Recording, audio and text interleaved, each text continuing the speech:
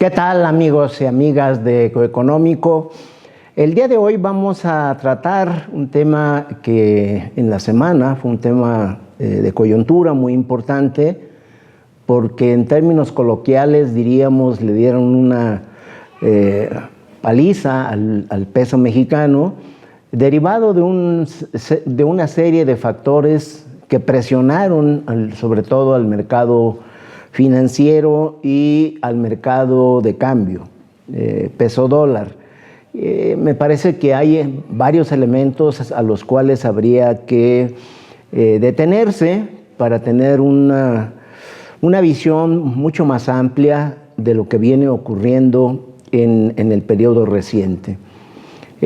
Diríamos en específico que son dos los factores que movieron el mercado de valores, los mercados en general, en la semana pasada.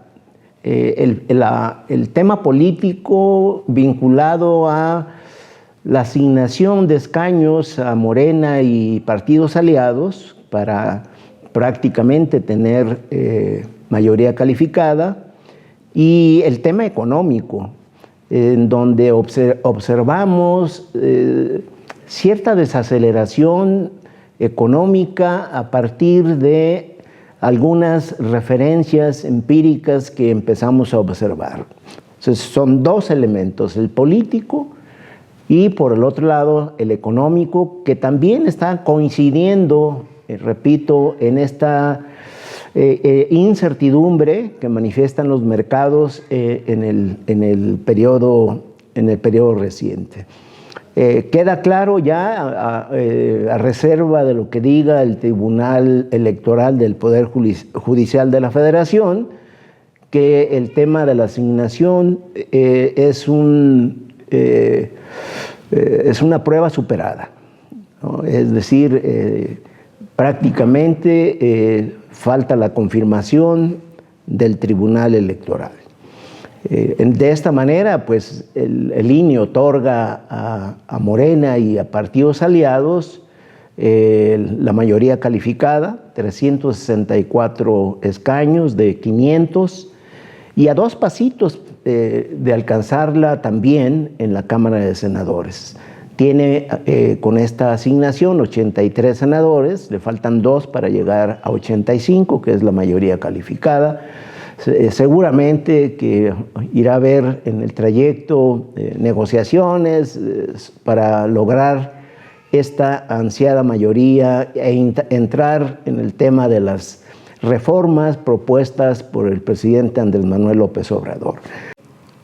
Obviamente quienes se manifestaron de manera radical en términos de la distribución de los escaños que apuntaban desde un principio el Instituto Nacional Electoral, pues fueron los partidos políticos, las cúpulas empresariales, los jerarcas de la Iglesia Católica, los medios de comunicación tradicional, los intelectuales orgánicos y bueno, hasta los gobiernos de Estados Unidos y Canadá manifestaron la preocupación de esta designación o otorgamiento que se estaba vislumbrando antes de la sesión de la semana pasada, en donde el INE determina la distribución definitiva.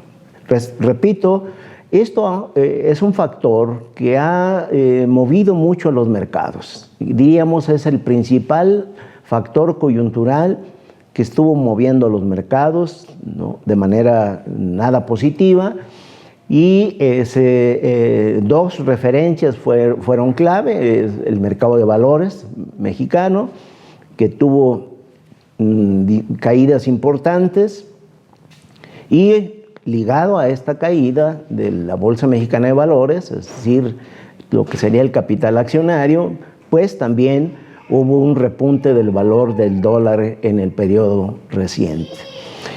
Y decíamos, bueno, tampoco hay que dejar de lado, porque es muy importante, que hay un factor económico, y el factor económico tiene que ver con los datos recientes que acaban de dar sobre el comportamiento del Producto Interno Bruto, y el indicador global de la actividad económica. Ambos nos dan señales de cierto agotamiento de la actividad productiva del país, que también está incidiendo en este contexto que estamos tratando de describir brevemente.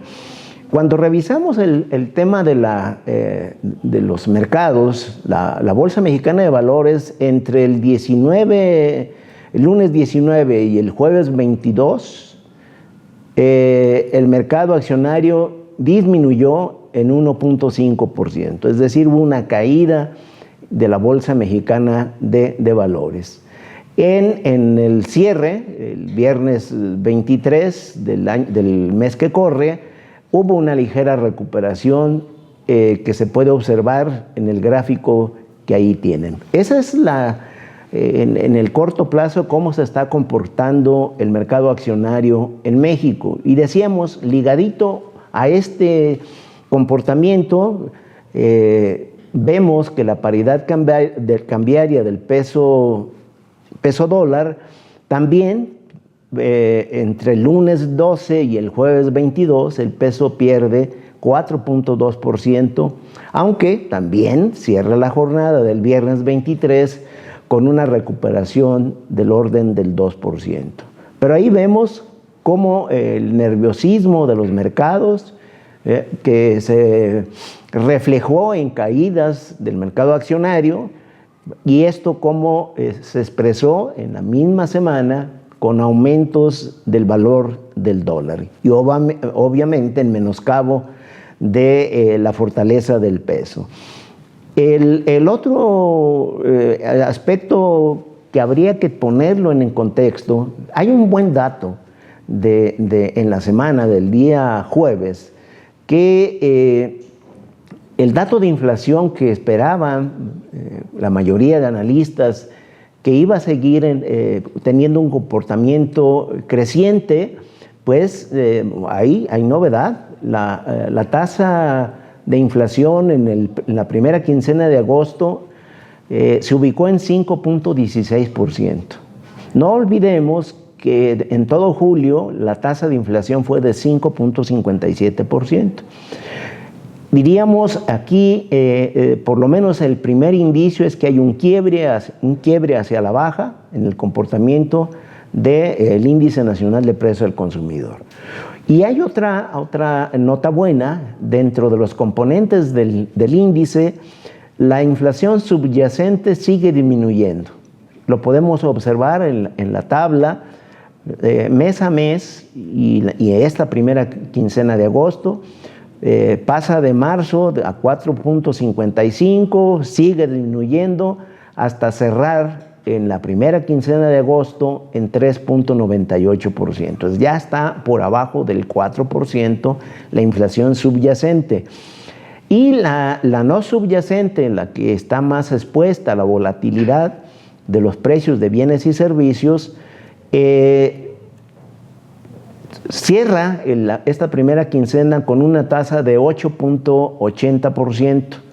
Si lo vemos en tendencia, también empieza a ceder la inflación no subyacente. En julio era de 10.36%.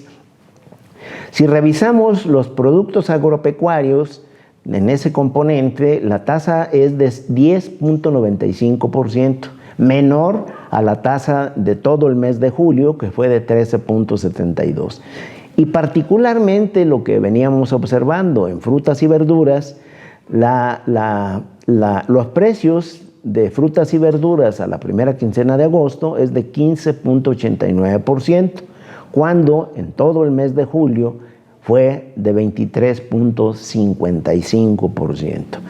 Entonces decimos, hay un buen dato, porque la inflación está manifestando una disminución en el periodo que acabamos de señalar. Por otra parte, que también me parece muy significativo y que vale la pena revisar, es lo que recientemente, la semana pasada, el INEGI dio a conocer el informe preliminar sobre el comportamiento, el valor del Producto Interno Bruto del país, correspondiente al segundo trimestre. Ya no es un dato oportuno, es un dato preliminar, y bueno, confirma lo que hemos estado señalando. En el primer semestre, cuando hacemos el recuento del primer y segundo trimestre del año, hay un crecimiento de 1.8% a tasas interanuales, que si lo comparamos con el mismo periodo del 2023, pues queda muy claro, muy bien establecido, que hay una reducción de 3.5% en la tasa del Producto Interno Bruto reportada o registrada en el 2023 a 1.8% en el primer semestre del presente año. Ahí es muy claro que, en efecto, hay una disminución, desaceleración de la actividad económica de México.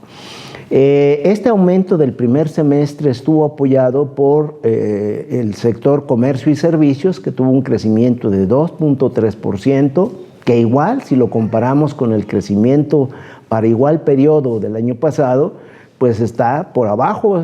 4% creció en promedio en el primer semestre del 2023. Las actividades industriales en el presente primer semestre crecieron 1.4%, cuando el año pasado estuvieron creciendo 3%. Y bueno, el campo confirma su mal momento en términos de desempeño. Todos los trimestres que van del primero hasta el segundo trimestre de este año, primero del año pasado, primero, segundo, tercero y cuarto trimestre del año pasado, primero y segundo trimestre del presente año, todas son tasas negativas. En este recuento, las actividades primarias para el primer semestre tuvieron una caída de 2.6%. Cuando todavía observamos de manera detallada el indicador global de la actividad económica, que son datos que se ofrece que ofrece, mejor dicho, el INEGI mes a mes, podemos ir viendo específicamente los cambios que tiene el nivel de producción del país. Específicamente en esta coyuntura, si observamos los meses que componen el segundo trimestre de este año, el crecimiento es digamos, en términos de promedio, está en abril 0.9%, en mayo 1.5% y en junio 1.5%. Si ahí ya observamos que hay, de acuerdo a la curva que ustedes están observando, hay una reducción en el ritmo de crecimiento. Prácticamente estaríamos señalando de que las actividades marcadas en tendencia vienen disminuyendo, y muy especialmente cuando revisamos el mes de junio. En junio la actividad económica global tuvo un crecimiento de 1.1%, y en el mismo junio del 2023 el crecimiento fue de 4.2%. Es decir, esto es lo que de alguna manera, o en buena medida, si lo vemos en ese ángulo, es lo que los mercados empiezan a tener incertidumbre de cuál va a ser el comportamiento de la economía mexicana en lo que resta del presente año, y bueno, contribuye a esta volatilidad que manifiesta particularmente el mercado accionario y el tipo de cambio peso-dólar. Sin duda que hay aspectos relevantes. Yo diría, este momento hace que probablemente, en principio, el Banco de México entre en el dilema de hacia dónde van a apuntar las tasas de interés de referencia. Faltan 3 reuniones prácticamente: septiembre 26, noviembre 14 y diciembre 19. 3 reuniones del Banco de México, la Junta de Gobierno del Banco de México, y lo que empezamos a visorar es es el dilema entre se apoya a la actividad económica para que estos indicios de reducción o disminución de la actividad productiva se compensen con reducción en el costo del financiamiento, es decir, bajar el costo de los créditos, de los préstamos, e incentivar lo que sería el consumo y la inversión, por ese camino. O seguir apretando la política monetaria del Banco de México para alcanzar el objetivo de inflación lo más pronto posible. El objetivo de inflación, como lo hemos señalado en este espacio, pues es llegar o arribar a una tasa de inflación de 3%. Creo que ahí está, en esta ruta, en esta posibilidad de que haya 2 ajustes en la tasa de interés y cierre el año en 10.25%.